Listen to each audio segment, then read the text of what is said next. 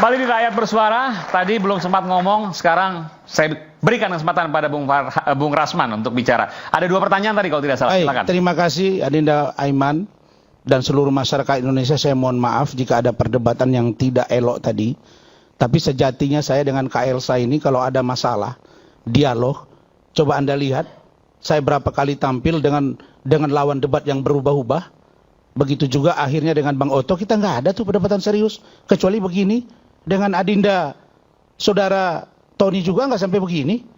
Masih kasih ruang kesempatan. Jadi gini, pertama saya jelaskan ya, bahwa terkait dengan berita acara sumpah saya sebagai lawyer tidak pernah dicabut dan sudah ada laporan polisi dan SP3 per tanggal 1 Juli 2024 dari Bareskrim Mabes Polri.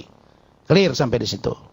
Nah, adapun kalau bahasa mengatakan bahwa saya mantan pengacara, karena dia orang hukum, setahu saya, menyebut orang mantan pengacara berarti bukan pengacara. Harus ada putusan pengadilan yang berkekuatan hukum tetap. Dan sampai hari ini tidak ada putusan itu.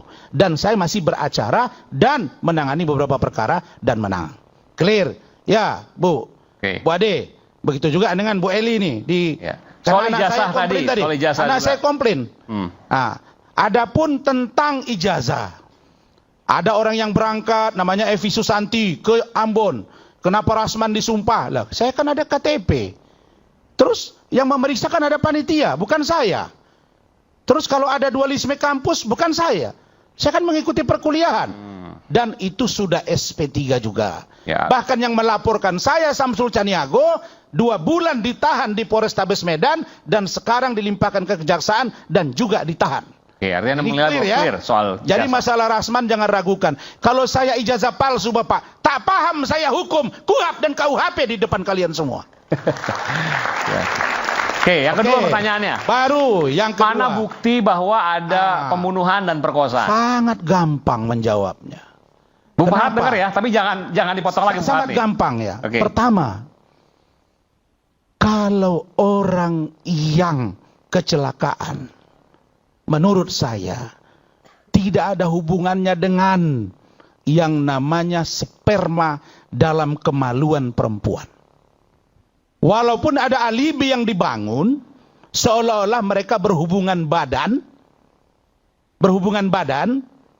sebelum kecelakaan. Antara Eki dan Vina. Nah, sekarang saya buka data bahwa berdasarkan hasil penemuan visum dari Dr. Andri Nur Rahman, ditemukan sperma dan darah segar yang deras dari vagina Vina tanpa ada jaringan gumpalan. Artinya bukan darah menstruasi. Itu waktu di visum. Ya. Nah, kita sekarang bicara tentang audit investigatif. Ya. Kita melakukan crime investigation untuk memastikan apakah ini pembunuhan atau tidak. Tapi sebentar, saya mau tanya dulu. Bung Suroto tadi menyatakan sempat melihat kemaluan Vina dan tidak ada darah di sana. Pakai ini. Pakai mic-nya. Tidak ada. Tidak ada, tapi visum menyatakan hal yang lain. Pasti kita merujuk pada visum. Karena begini, kalau kita lihat tapi tidak ada, Bung Suroto ya? Tidak ada. Karena rangkaian peristiwanya Bung Aiman, Pak Suroto ini kan dia sebetulnya hampir tiap malam nongkrong di Polsek Talun. Ya. Dia ini punya 2 posisi. Satu dia jabatan di kelurahan atau di desa. Yang kedua ini disebut dia mandor, jadi polisi desa. Oke. Begitu ada sebutan, ada diberitahu, ada orang kecelakaan, dia lari duluan. Terus pembuktiannya dari mana kemudian ada pembunuhan disertai perkosaan? Begini, setelah dia tolong, dia lihat ada terbuka, manalah mungkin dia ingat untuk memoto itu. Sementara itu hujan. Yang kedua datanglah temannya Pak Supardi, begitu ya. Langsung mereka bawa menggunakan mobil double cabin Ranger. Dibawalah itu ke Polsek, ke Rumah Sakit Gunung Jati. Disitulah baru diperiksa kelihatan. Tapi memang malam itu semua sependapat itu adalah kecelakaan. Karena itulah dimakamkan, kan begitu Kak? Tetapi belakangan muncul informasi yang berdasarkan kesurupannya Saudara Linda. Walaupun keterangan itu berbeda-beda lagi sekarang. Tapi terlepas dari situ, setelah diperiksa ulang, kelihatan bahwa ada benturan benda keras di kepalanya.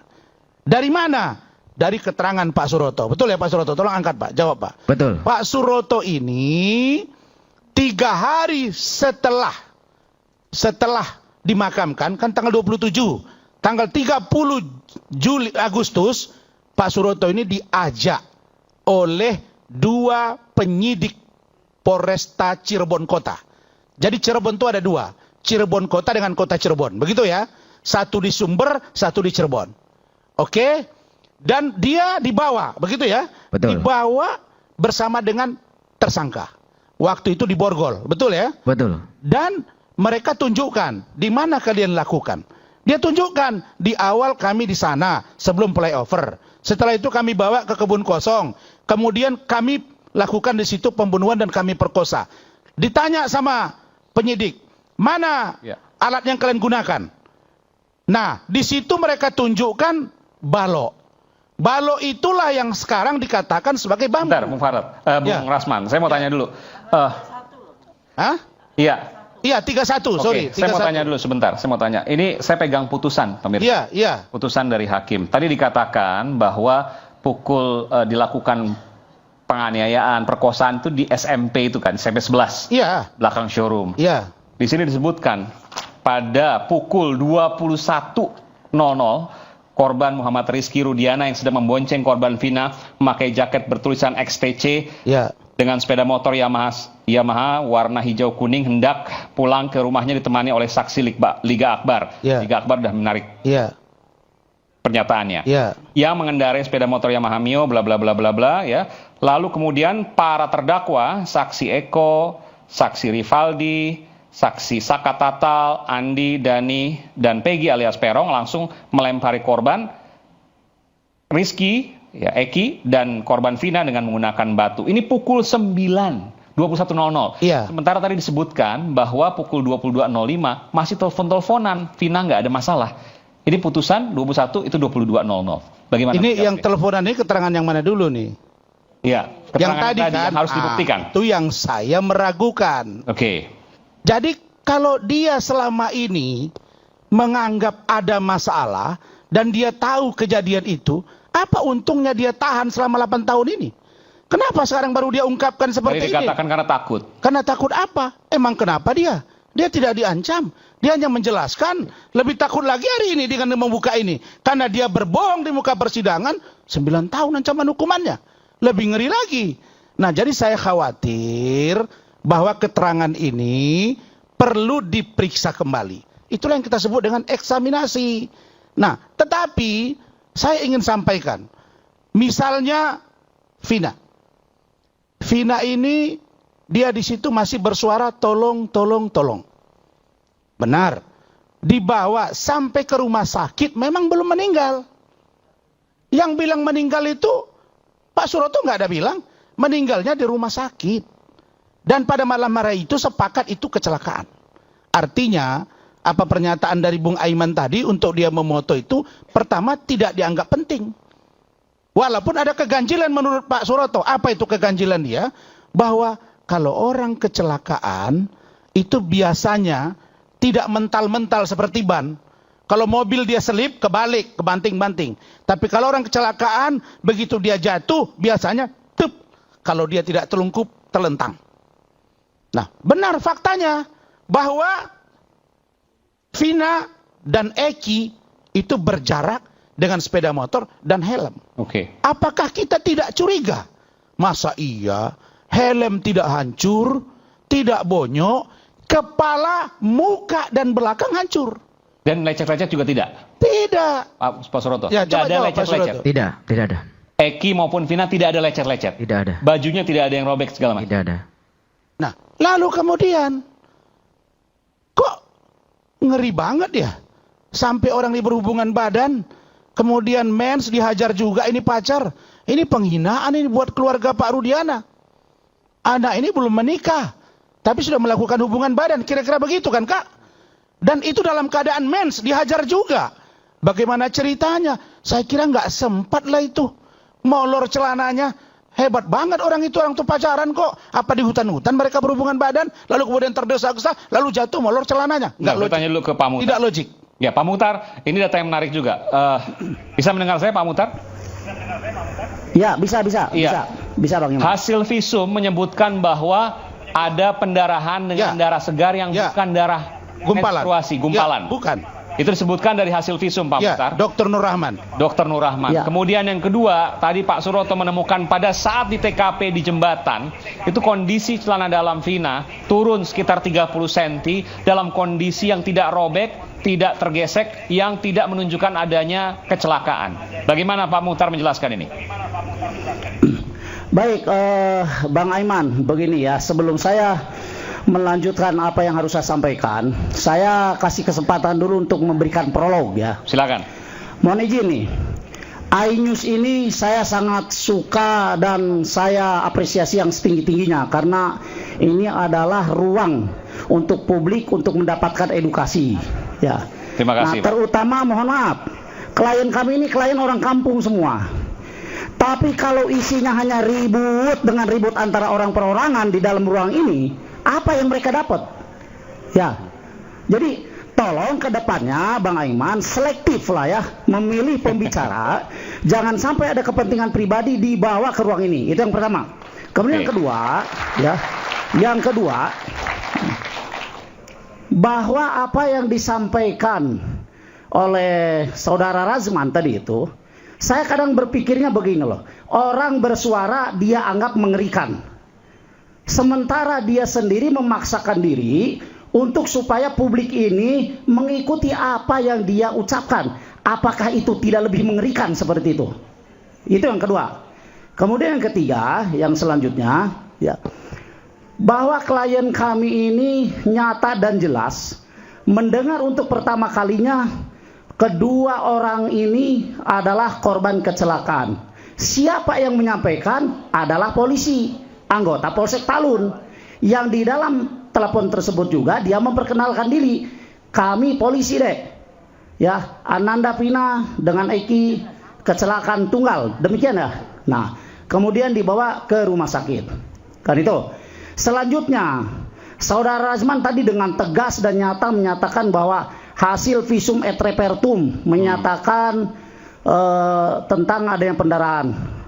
Bung Razman, coba baca lagi berkas ya persidangan tahun 2016. Yang memeriksa korban Vina itu adalah Dr. Ihda, bukan Andri Nur Rahman. Andri Nur Rahman itu kalau tidak salah itu adalah dokter forensik yang melakukan autopsi. Ya, di dalam hasil visum et repertum yang dibuat oleh Dr. Ihda tidak ada menyebutkan adanya hasil atau ciri-ciri diperkosa. Ya, tidak ada menyebutkan sperma tercecer. Yang ada justru adalah darah segar yang mengalir tanpa disertai gumpalan jaringan. Itu saya mau Coba tanya. Dibaca itu. Apakah itu kemudian menyimpulkan bahwa tidak ada menstruasi di sana menurut Anda, Bung Muhtar?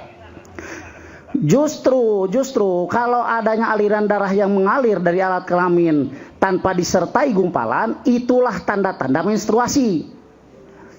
Ya. Kalau ada gumpalan jaringan, nah ini yang patut ditanyakan. Gumpalan jaringannya berbentuk sperma atau apa? Kan begitu. Ya. Nah, kemudian selanjutnya memang di visum tidak disebutkan menstruasi, tidak menyebutkan ya. Tidak disebutkan di dalam visum itu. Disebutkan apa Bang Aiman? Apakah menstruasi tidak ada Kak? Pernyataan itu dalam visum misalnya. Tidak ada, hanya darah segar tanpa gumpalan. Tidak disebutkan, ceceran sperma tidak disebutkan. Hanya disebutkan darah segar mengalir tanpa disertai jaringan gumpalan jaringan. Justru kalau ada jaringan gumpalan artinya apa itu, Bung Muhtar? Artinya hanya darah segar tok yang keluar. Oke, dan itu bisa diartikan sebagai darah menstruasi. Betul. Ya. Baik. Nah, kemudian selanjutnya, pada saat klien kami menyampaikan waktu komunikasi terakhir itu jam 22 lebih sekian menit, dibilangnya itu berita yang mengerikan, ya. Sementara mohon maaf, Silahkan cek tadi Pak Suroto bilang 22 lebih 5 menit. 15, Pak Suroto 15. Kalau kita berbicara, mohon maaf, ya Bang Aiman. 22 lebih 15. Ya, oke. Artinya ada menit yang disebutkan. Ya. Ya, ada menit yang disebutkan. Ya. Nah, maksud saya menyampaikan ini, mari kita saling menghargai ya pendapat seseorang. Toh yang berhasil atau yang berhak untuk menguji pendapat ini benar atau salah, itu bukan di ruang forum ini, di ruang persidangan. Nah, kita sama-sama orang hukum kok. Masa ruang forum ini dipakai untuk menjustifikasi orang ini salah, orang ini benar? Ya kan? Nanti di ruang persidangan untuk menjustifikasi pernyataanmu salah, pernyataanku benar. Nanti di ruang persidangan. Kalau di ruang ini siapapun boleh bersuara. Ya, hak kita bersuara dilindungi undang-undang. Jangan sampai nanti ada lagi pendapat atau keterangan baru, terus seolah-olah keterangan ini membuat seram suasananya.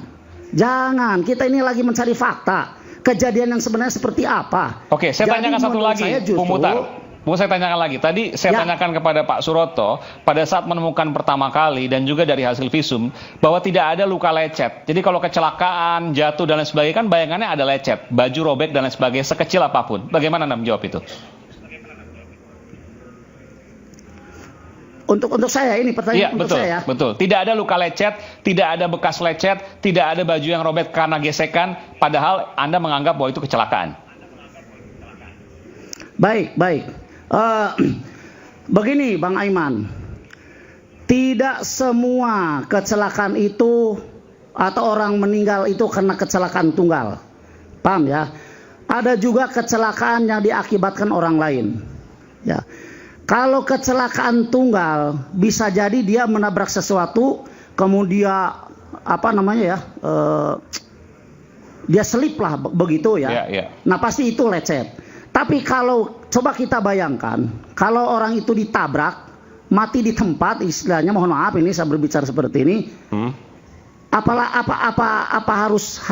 harus mutlak wajib bahwa lecet itu ada, kan begitu? Ya, coba kita lihat aja foto yang ada, ya barang bukti foto yang ada, kan gitu. Salah satu contoh saya kasih tahu, hidung Vina itu mengeluarkan darah. Artinya? Coba kita cek fotonya, apakah ada perubahan bentuk dari hidung Vina? Karena kalau dikatakan peristiwanya disiksa, ya dipukul pakai benda tumpul, pastilah hidung itu berubah bentuk. Ini kami tampilkan juga eksklusif ini kami tampilkan. Oke. Baik. Nah, kemudian yang apa yang Anda bisa jelaskan di sini Bung Muhtar? Bahwa betul ada pendarahan, iya, tapi kami tidak menyampilkan secara jelas di sini. Di hidungnya saya melihat betul ada pendarahan. Apa yang Anda mau sampaikan di situ? Gini Bang Aiman, yang saya sampaikan bahwa ada pendarahan itu adalah hasil autopsi, ulangi, hasil visum et repertum yang dibuat oleh atau yang dilakukan oleh Dr. Ikhda. Ya, nah, gitu. Kemudian Bang Aiman, mohon maaf ini. Silakan. Kalau kita sesuaikan apa yang disampaikan oleh klien kami bahwa di sore harinya Vina meminjam uang untuk membeli pembalut dan kemudian disesuaikan dengan keadaan bahwa pembalut itu masih ada, kan begitu? Ya. Nah, sekarang sebetulnya yang memberikan keterangan keliru siapa? Klien kami kah? Yang bersesuaian dengan kondisinya? Oke, saya tanya ke Widi sebentar. Saya bisa luruskan nggak ini? Sebentar. Ya. Saya berikan kesempatan. Ini hasil dari visum. Iya, sebentar. Nanti saya berikan kesempatan. Saya tanya ke Mbak Widi, Pak Muhtar. Waktu beli pembalut itu, Anda melihat barangnya, Mbak Widi? Waktu beli pembalut lihat barangnya nggak? Lihat barangnya. Dan sempat digunakan di hari itu, diambil misalnya salah satu. Iya, di hari itu. Oh, diambil satu waktu itu sebelum ia meninggal ya? Iya. Oke, Anda melihat betul itu ya, Widi ya? Iya, melihat. Oke, baik. Pak Muhtar silakan. Ya, jadi gini Bang Aiman. Sore harinya Ega itu kan ke kamar mandi. Ya. Nah, ditemukanlah celana dalam, mohon maaf ini saya agak vulgar dikit silakan. Celana dalam dengan pembalut yang masih berdarah. Ya. Nah, kemudian kalau tadi kita sesuaikan dengan keterangan daripada Widi berdasarkan pertanyaan Bang Aiman, apakah dipakai itu pembalutnya? Jelas kalau orang lagi menstruasi, pembalut lama dibuang, dipakai pembalut baru. Kan logikanya kan begitu, ya toh? Nah, itu. Jadi kalau kita mau menyampaikan sesuatu, harus disesuaikan atau harus ada penyesuaian antara peristiwa yang satu dengan peristiwa yang lain. Baik. Sehingga ini tidak menjadi bola liar. Begitu. Nah, justru menurut saya selama ini kenapa kasus ini tidak kunjung selesai? Karena banyak orang yang mengatakan saya pengacara, tapi yang disampaikan adalah bola liar yang tidak akan pernah menyelesaikan masalah ini. Ya, apalagi saling menghujat di forum ini. Sekali lagi saya mohon ke Bang Aiman, ini forum yang sangat mulia untuk memberikan pendidikan kepada seluruh warga atau masyarakat Indonesia. Tolong ini dijunjung tinggi. Marwah Ainus ini tolong dijunjung tinggi. Dan kebebasan bersuara adalah bagian demokrasi yang juga mulia. Bung Muhtar, terima kasih atas sarannya. Kita balik saat lagi. Dan isu hangat bikin penat. Tapi kita perlu, kalau tidak bisa kita menyatakan bahwa kita akan sulit untuk mencerna. Jangan lupa secangkir kopi hangat yang nikmat untuk menemani kebersamaan dalam program Rakyat Bersuara. Bersama saya Aiman Wicaksono, kami akan segera kembali sesaat lagi.